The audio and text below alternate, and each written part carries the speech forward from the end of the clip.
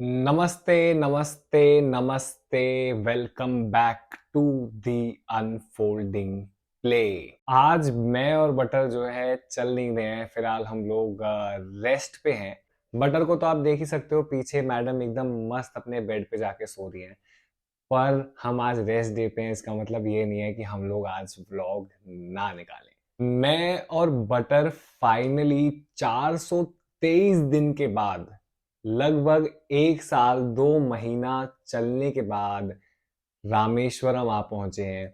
North से east होते हुए और ईस्ट से फिर साउथ में, बिल्कुल समंदर के पास हम लोग हैं रामेश्वरम, तमिलनाडु में। अब जितने लोग हम लोगों को स्टार्टिंग से फॉलो करते आ रहे हैं, उन लोगों को काफी कुछ पता है हमारी इस जर्नी के बारे में।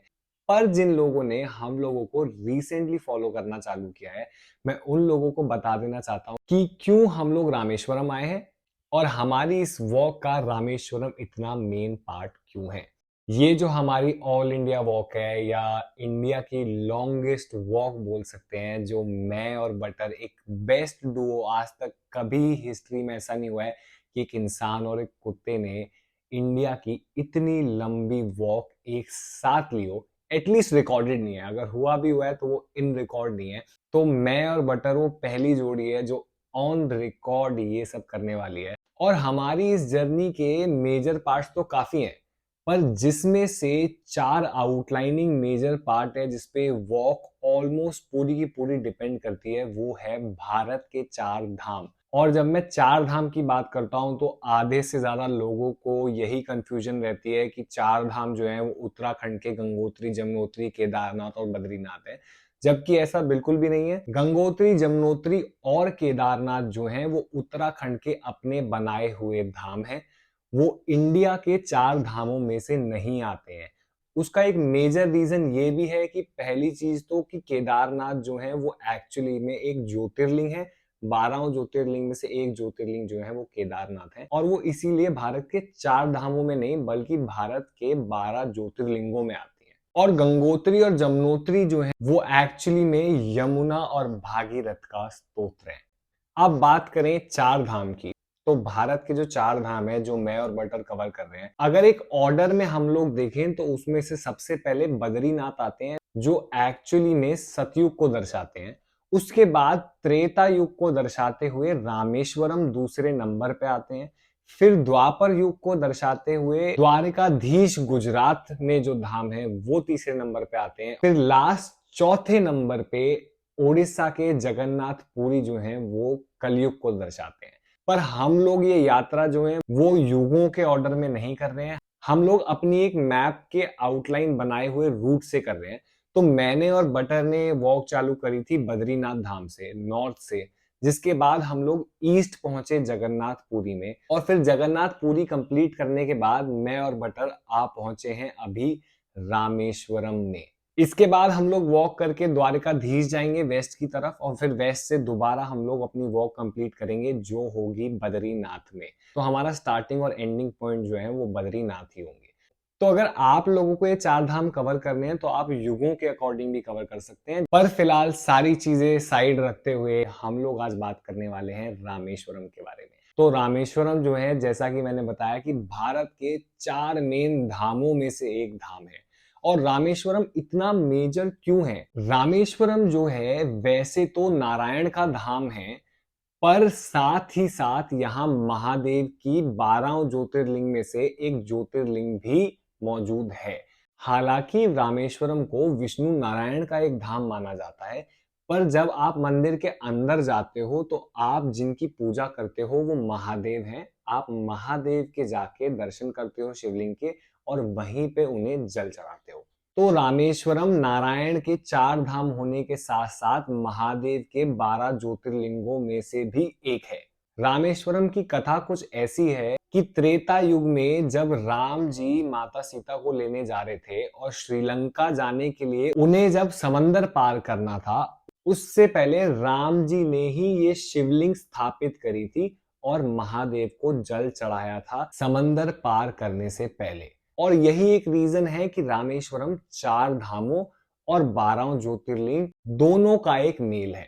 और बात करें रामेश्वरम मंदिर की, तो अगर आप आ रहे हो तो मैं आपको बोलूंगा न्यू ईयर टाइम जो है रामेश्वरम में सबसे ज्यादा पैक्ड टाइम होता है। सबसे ज्यादा दर्शन लोग अगर करने आते हैं पूरे साल में तो न्यू ईयर के टाइम करने आते हैं। तो मैं आपको बोलूंगा कि आप अवॉइड कर सकते हो न्यू ईयर के टाइम पे आना। हालांकि काफी लोग ऐसा चाहते हैं कि हम लोग जो है नए साल की शुरुआत रामेश्वरम के दर्शन करके करें। बट अगर आप भीड़ को अवॉइड करना चाहते हो तो आप 3-4 तारीख के बाद आ सकते हो या फिर 20 तारीख से पहले आ सकते हो, जहां पे आपको रश कम मिलेगा। मंदिर की जो टाइमिंग है वो कुछ इस प्रकार है कि सुबह 4:30-5 बजे जो है कपाट मंदिर के खुल जाते हैं, आप दर्शन करने जा सकते हैं। उसके बाद शाम के 7-7:30 बजे तक मंदिर के द्वार जो है वो बंद कर दिए जाते हैं। पर बेस्ट टाइमिंग अगर मैं आप लोगों को बताऊं तो बेस्ट टाइमिंग दर्शन करने के लिए रहेगा सुबह सुबह अर्ली मॉर्निंग 5 to 6, क्योंकि उस समय पे भीड़ नहीं होती है। चाहे आप न्यू ईयर के टाइम पे क्यों ना हो, अगर आप अर्ली मॉर्निंग उठ के 4:30 बजे उठ के नहा धो के अगर मंदिर जाते हो तो 5 बजे अगर आप मंदिर घुसते हो या 5:30-6 बजे आप मंदिर घुसते हो तो आपके दर्शन ज्यादा से ज्यादा 45 मिनट्स या मैक्सिमम टू मैक्सिमम 1 घंटे में हो सकते हैं।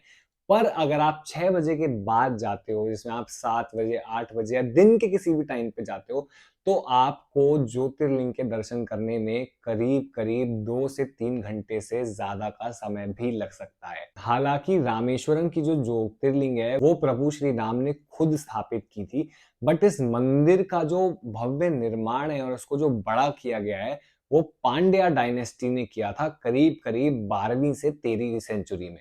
रामेश्वरम मंदिर में घुसने के 4 द्वार हैं जो नॉर्थ ईस्ट साउथ वेस्ट को दर्शाते हैं।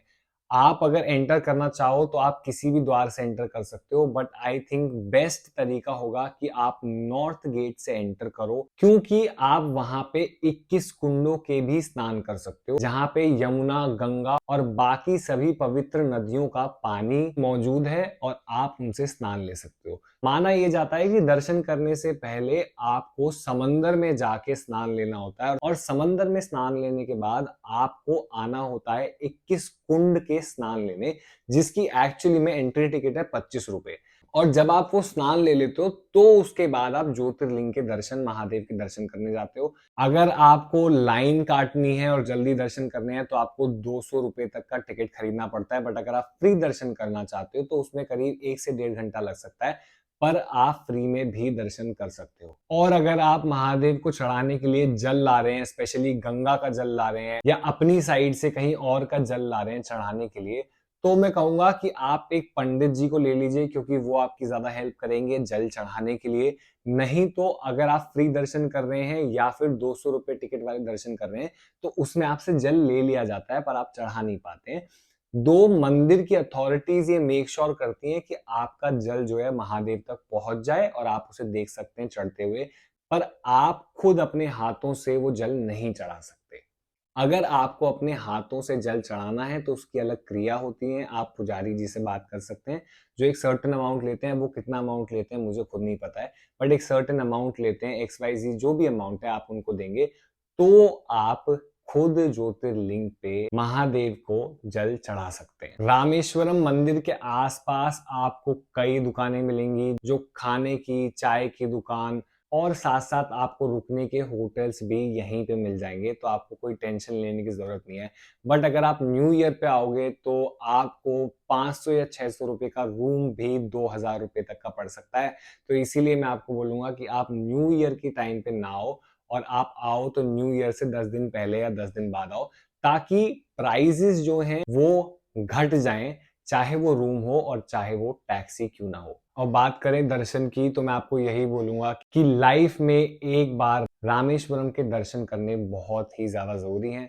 अगर आपको कभी भी टाइम मिले तो आप रामेश्वरम जरूर आएं। और इसके अलावा अगर आप अपने डॉग्स के साथ आ रहे हैं, जैसे मैं बटर के साथ आया था, तो मैं आपको बता देता हूँ कि रामेश्वरम में कोई भी पेट बोर्डिंग नहीं है।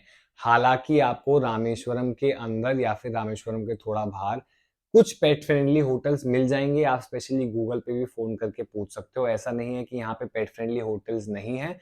पर अगर कोई भी डैमेज होता है प्रॉपर्टी में तो आपको उसका क्लेम लेना पड़ेगा और आपको उसका भुगतान करना पड़ेगा। और इसी के साथ साथ अगर आपके साथ एक डॉग है तो मैं आपको रिक्वेस्ट करूंगा कि आप अकेले ना आओ, आप अपने फैमिली मेंबर्स के साथ आओ या किसी के साथ आओ, ताकि आप दो दो करके या एक एक करके दर्शन कर सको। बिकॉज होटल के रूम में भी अपने डॉग को रखना थोड़ा डिफिकल्ट हो सकता है, स्पेशली अगर वो ज्यादा आवाज करता है आपके जाने के बाद या कुछ गंदा कर देता है, तो आपको होटल वाले इमीडिएटली चेकआउट करने को बोल सकते हैं।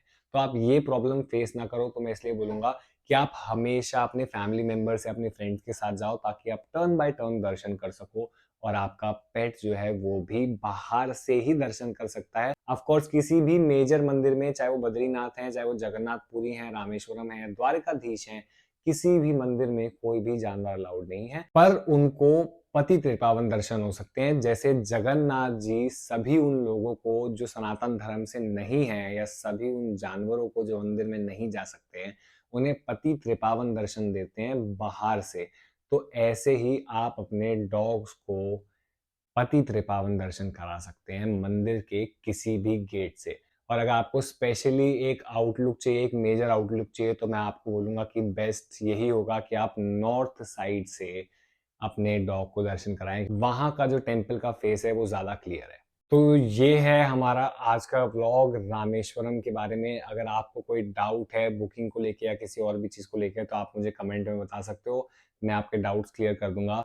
बट आज के लिए इतना ही। हम लोग कल मिलेंगे एक नए दिन, एक नए सफर में। तब तक के लिए सी यू, टाटा, बाय बाय। और हमारी बटर को सोने देते हैं आराम से।